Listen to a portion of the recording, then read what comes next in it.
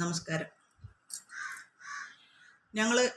ഞങ്ങളുടെ ചേട്ടന് പരിക്ക് പറ്റി ട്രീറ്റ്മെൻറ്റ് നടത്തിക്കൊണ്ടിരിക്കുകയാണ് ഹോസ്പിറ്റലിൽ. മരണത്തിന് വക്കിലേക്ക് പോയ ആളാണ്. ആ ആൾക്ക് ട്രീറ്റ്മെൻറ്റ് കൊടുത്തുകൊണ്ടിരിക്കുക റേക്കിയും കൂടെ ഉണ്ട്. ഞാനും എൻ്റെ സീനിയേഴ്സായിട്ടുള്ള 2 മാസ്റ്റേഴ്സും കൂടെ. അപ്പോൾ തൃശ്ശൂർ അന്ന് മെഡിക്കൽ കോളേജ്, ഇപ്പോൾ അത് ജില്ലാ ആശുപത്രി. പണ്ട് തൃശ്ശൂർ ടൗണിൽ തന്നെയായിരുന്നു മെഡിക്കൽ കോളേജ്, അറിയാലോ, പഴയ ആൾക്കാർക്ക് അറിയാം. അപ്പോൾ ഞങ്ങളുടെ ചേട്ടനെ മെഡിക്കൽ കോളേജിൽ അഡ്മിറ്റ് ആക്കിയിരിക്കുകയാണ്. ചേട്ടനെന്ന് വെച്ചാൽ ഹസ്ബൻഡിൻ്റെ ചേട്ടനാണ്. തലയ്ക്ക് അടി കൊണ്ടതാണ്. അത് ഒരു വല്ലാത്തൊരവസ്ഥ. ആളിപ്പില്ല കേട്ടോ, മരിച്ചുപോയി. അപ്പോൾ പുള്ളിക്ക് ഇങ്ങനെ ഈ ഓർമ്മയില്ല, ഒന്നുമില്ലാതെ കിടക്കുന്ന അവസ്ഥയിൽ ഞാനും എൻ്റെ മാസ്റ്റേഴ്സും ചെന്ന് റെക്കി കൊടുക്കുന്നുണ്ട്. അപ്പോൾ ഇതെന്താണെന്ന് അറിയാതെ തൊട്ടടുത്ത് കിടക്കുന്ന ബെഡിൽ കിടക്കുന്ന ഒരു 14-15 വയസ്സുള്ള ഒരു ആൺകുട്ടി. ആ പയ്യൻ കാച്ചേരി കാഞ്ഞാണി ഈ പേരിലുള്ള ഏതൊരു സ്ഥലം, കാഞ്ഞാണിയാണെന്നാണ് എൻ്റെ ഒരു ഓർമ്മ. ഇത്രയും വർഷം കഴിഞ്ഞില്ല, 2001 ഈ സംഭവം.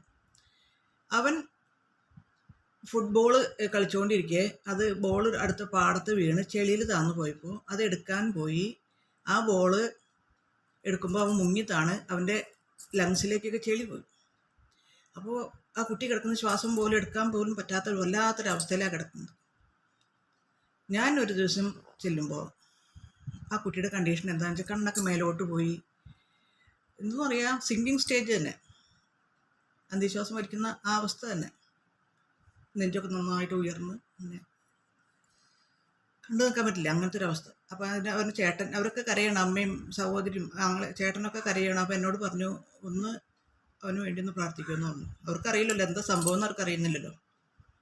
ഞാനപ്പോൾ ചെന്നിട്ട് ആ കുട്ടിയുടെ പേരും സ്ഥലമൊക്കെ ചോദിച്ച് എൻ്റെ റെക്കിലെ ഗുരുക്കന്മാർക്ക് എല്ലാം താങ്ക്സ് പറഞ്ഞ്, അതിനൊരു റൂളൊക്കെ ഉണ്ട്, എൻ്റെ മാസ്റ്റേഴ്സിന് താങ്ക്സ് ഒക്കെ പറഞ്ഞുകൊണ്ട് മനസ്സിൽ വിചാരിച്ച്, സിമ്പിൾസ് എല്ലാം മനസ്സിൽ വിചാരിച്ച് ആ കുട്ടിയുടെ നെഞ്ചത്തേക്ക്, ഞാൻ ടച്ച് ചെയ്യുന്നില്ല കേട്ടോ, സാധാരണ ടച്ച് ചെയ്യുന്ന ട്രീറ്റ്മെൻറ്റാണ്, മുകളിലേക്ക് ഇങ്ങനെ കൈവച്ച് ഒരു 2 മിനിറ്റ്. അപ്പോഴേക്കും ഒരു സിസ്റ്റർ ഓടി വന്നിട്ട് പറഞ്ഞു, അയ്യോ കുട്ടിയെ തൊടലേ, കുട്ടി സിങ്കിങ് ആണെന്ന് പറഞ്ഞു, വെച്ചുകൊണ്ടിരിക്കുകയാണ്, ഡൈൻ. ഞാൻ പറഞ്ഞു, സിസ്റ്റർ ഞാൻ തൊടുന്നില്ല നോക്കിയോ, ഞാനിങ്ങനെ കൈ വെച്ചിട്ടുള്ളൂ.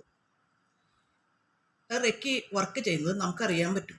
ഞാൻ ആ എടുത്തിരുന്ന സമയത്ത് എന്ന് പറഞ്ഞാൽ ഭയങ്കരമായിട്ട് ഫീൽ ചെയ്യും, കൈയുടെ ഉള്ളിൽ നിന്നൊക്കെ ഒരു കാന്തം വലിക്കുന്ന പോലുള്ളൊരു ഫീലൊക്കെയാണ്.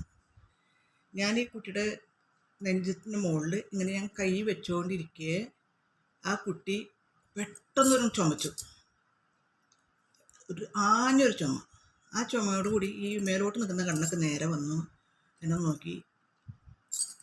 ആ കുട്ടി ഓക്കെ ആയി, രക്ഷപ്പെട്ടു. ശരിക്കൊരു മിറാക്കിൾ തന്നെയാണ്. ഇങ്ങനത്തെ മിറാക്കിളും ഉണ്ടായിട്ടുണ്ട്. റേക്കി എന്ന് പറഞ്ഞാൽ ദൈവമില്ല എന്ന് പറയുന്നില്ലേ, ദൈവം തന്നെ നമ്മുടെ ഉള്ളിലുള്ള ആ ഈശ്വര ശക്തിയെ, ഈശ്വര ചൈതന്യത്തെ പ്രപഞ്ച ശക്തിയുമായി കൂട്ടിയിണക്കുന്ന ഒരു ചാനലിങ്. അതാണ് ഇത്. ഒന്നിനും പറ്റി ഒന്നും അറിയാത്തവർക്ക് പുച്ഛിക്കാം, പക്ഷേ അനുഭവിച്ചറിഞ്ഞവർ, ഇപ്പോൾ ഈ വീഡിയോ ഞാൻ അപ്ലോഡ് ചെയ്താൽ ഇത് കാണുകയാണെങ്കിൽ, ആ പയ്യൻ്റെ ചേട്ടനെ കാണുകയാണെങ്കിൽ അവർ വന്നത് സാക്ഷ്യപ്പെടുത്തണം. ഇതുപോലെ കുറച്ച് അനുഭവങ്ങളും കൂടെ ഉണ്ട്. ഞാൻ ചിലതൊന്നും പറയുന്നില്ല, കാരണം നമ്മളുടെ കൈ കൂടെ രക്ഷപ്പെട്ടവർ, ജീവിച്ചിരിക്കുന്നവർ പിന്നെ അതിനെ നിഷേധിച്ച് പറയുന്നുണ്ട്. അത് വല്ലാത്തൊരു സങ്കടം ഉണ്ടാക്കുന്ന കാര്യമാണ്. ആരുടെയും പൈസ വാങ്ങിച്ചിട്ടില്ല നമ്മൾ. ഞാൻ അങ്ങനെ ഒരു ട്രീറ്റ്മെൻറ്റിനായിട്ട് ഒരു ഹീലറായിട്ട് ഇരിക്കുന്നുമില്ല. കാരണം ഞാൻ നേരത്തെ പറഞ്ഞല്ലോ, കുറേ പ്രിപ്പറേഷൻ ഉണ്ട്. നമുക്ക് എന്തെങ്കിലുമൊക്കെ അസുഖങ്ങളൊക്കെ വന്നിട്ടുള്ളവർ ഇങ്ങനെയുള്ള കാര്യങ്ങൾ ചെയ്ത് കഴിഞ്ഞാൽ നമുക്ക് ആരോഗ്യം ഉള്ളത് കൂടി പോകും, അസുഖങ്ങൾ വരും. അതെനിക്ക് അങ്ങനെ വന്നിട്ടുണ്ട്. എനിക്ക് കുറേ അസുഖങ്ങളൊക്കെ വന്നിട്ടുള്ളതാണ്. അതാണ് ഞാൻ നേരത്തെ പറഞ്ഞത്, ഒരുപാട് തയ്യാറെടുപ്പ് വേണം, പ്രിപ്പറേഷൻ വേണം, മാനസികമായിട്ടും ശാരീരികമായിട്ടും തയ്യാറെടുക്കണം. അക്കാര്യങ്ങളെല്ലാം വീണ്ടും